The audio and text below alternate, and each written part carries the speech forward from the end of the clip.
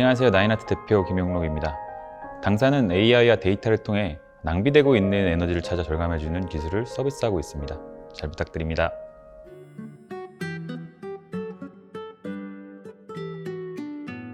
나인아트는 에너지를 절감하는 기업입니다. 흔히 생각하면 에너지를 절감한다고 하면 설비를 통해서 발전소에서 에너지를 절감한다고 생각하는데 알게 모르게 낭비되고 있는 에너지가 굉장히 많습니다. 이런 낭비되는 에너지를 데이터화시키고 그 데이터를 분석을 해서 낭비되는 에너지를 절감해주는 회사라고 보시면 될 것 같습니다.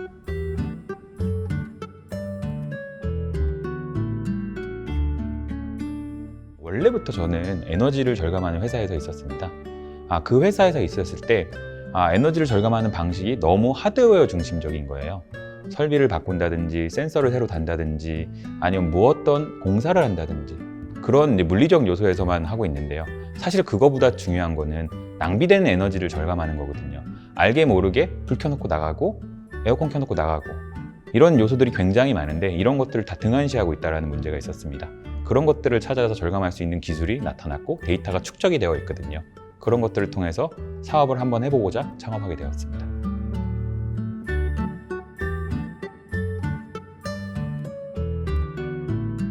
에너지라는 것은 누구나 다 알고 있습니다. 알게 모르게 다 쓰고 있는 거거든요. 근데 체감을 못할 뿐입니다. 과거에서부터 에너지는 중요한 이슈였고요. 요즘 들어도 더 중요하다고 하지만 몇 년 전에도 굉장히 중요한 이슈였습니다. 환경이란 이슈는 변치 않게 중요한 거고요. 요즘 들어 더더군다나 ESG적인 관점에서 더 각광을 받는 분야긴 맞습니다. 이런 것들을 떠나서라도 이미 에너지는 굉장히 중요한 포인트였습니다. 이런 산업이 굉장히 커지고 있었고요. 그런 산업에서 제가 근무를 하고 있었습니다. 그 포인트에서 AI와 데이터가 새로 나온 거고요. 그것을 융합했을 때 새로운 신기술과 신서비스가 나올 거라고 앞선 사례들이 있습니다. 그런 것들을 벤치마킹해서 국내에 있는 커스터마이징 데이터를 활용을 해서 창업하게 되었습니다.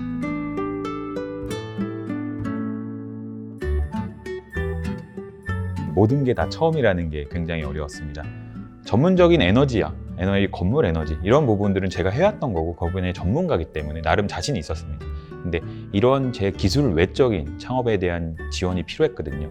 지원이라고 해서 금전적인 지원도 필요하지만 사실 이런 것들을 알려줘야 되는 요소들이 있어야 되는데 그런 것들을 어디서 봐야 되는지 어떤 게 중요한지 어떤 걸 제가 놓치고 있는지 사람은 어떻게 채용해야 되는지 이런 것들 다음에 다 처음이었기 때문에 그런 부분들이 너무 어려웠었습니다.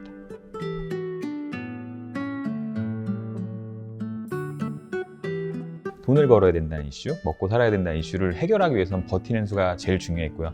그거에 대한 기본적으로 저희들은 생각을 했습니다. 어떻게 먹고 살 것인가, 어떻게 생존해야 될 것이냐 라는 것들을 만들어내기 위해서 다양한 방법으로 접근을 했고요. 그게 하나의 공모전이 될 수도 있고요.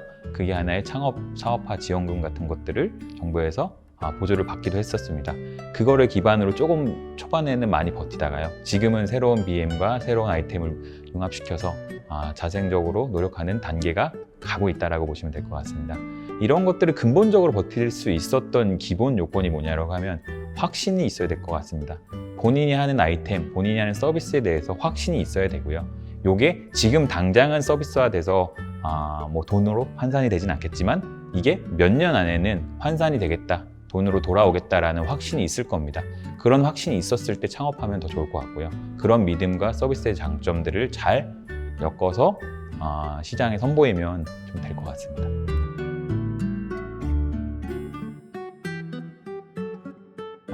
성장을 이루는 과정은 굉장히 다양한 종류가 있는데 저희는 이제 다양한 지표를 일단 만들었습니다. 일단 저희가 만들어낼 수 있는 데이터의 크기, 그 다음에 트래픽, 사용자가 얼마만큼 들어와서 우리 걸 서비스하는지 라는 트래픽이랑 그 다음에 데이터량, 얼마만큼 우리가 모았는지를 설정했습니다.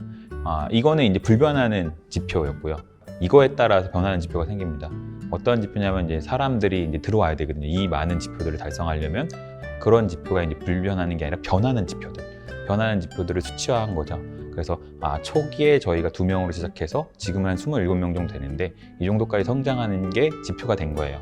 그런 지표들도 있고 당연히 매출도 늘어나는 지표, 그다음에 저희가 갖고 있는 이력들이 하나하나 다 지표가 되는 것들입니다. 꼭 수치화할 수 있는 지표를 만들어야 되고요. 그 수치화된 지표와 목표에 따라서 얼마만큼 달성했는지 퍼센테이지가 됐든지 아니면 정량적 수치가 됐던 간에 그런 목표를 된 수치를 꼭 설정하시고 그거에 따라서 방향에 맞게끔 가셔야지만 좀 더 명확하게 자신들이 얼마만큼 가 있구나, 얼마만큼 성공하고 있구나라는 거를 직감적으로 체감할 수 있을 겁니다.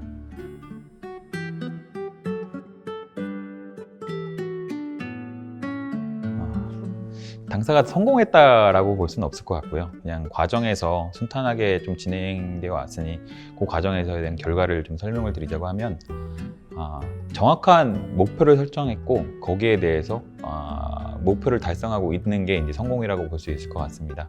동시에 본인들이 하는 것들이 외부에서 아니면 3자의 시각에서 과연 필요한 이슈였나, 아니면 약간 글로벌한 시각에 아니면 사회적인 전반적인 트렌드에서 필요했을까라는 이슈가 있는데, 다행스럽게도 에너지와 환경은 거기에 부합되는 이슈였던 것 같습니다. 이게 대외적인 변수긴 하지만 그것들을 맞춰 선택하는 것도 굉장히 중요하거든요. 저희들은 그 선택을 잘하기 위해서 굉장히 많은 자료 조사를 합니다. 세계에 어떠한 이슈들이 생기는지, 어떠한 변화가 있고 어떠한 기술들이 나오는지에 따라서 저희들도 시장에 맞게끔 빠른 피보팅과 대응을 하고 있습니다. 그런 것들을 좀 잘했을 때 해당 분야에서 조금 더 괜찮은 기업이 되지 않았을까라고 생각하고 있습니다.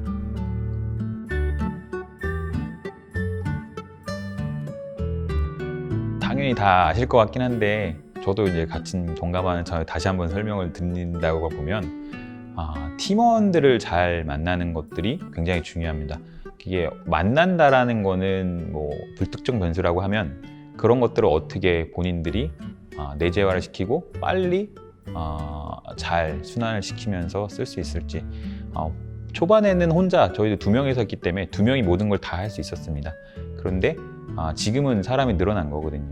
근데 그 하던 일들을 나눠서 배분하는 역할도 굉장히 중요합니다. 각자의 대표님들은 굉장히 바쁜 시간들을 가지고 있을 겁니다. 그 시간에 A라는 친구가 하는 일을 대표님이 할 수도 있고 B라는 친구가 하는 일들을 또 대표님들이 할 수 있습니다. 그래서 조금 더 아끼면서 모든 걸 다 할 수는 있지만 그 시간에 다른 걸 하실 수 있는 배분하는 시간이 굉장히 중요하다고 봅니다.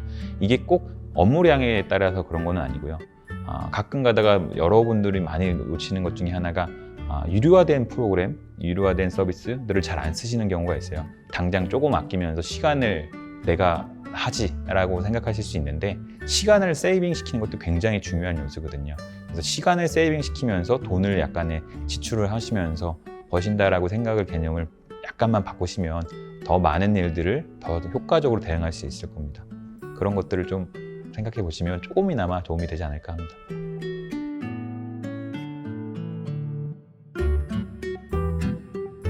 창업을 고민하는 친구분들에게 제가 이제 한 가지 팁을 알려드린다고 하면, 기획에 대한 고민을 좀 많이 하셨으면 좋겠습니다. 이 기획을 많이 고민했을 때 올바른 서비스가 나오고 제품이 나올 것 같거든요.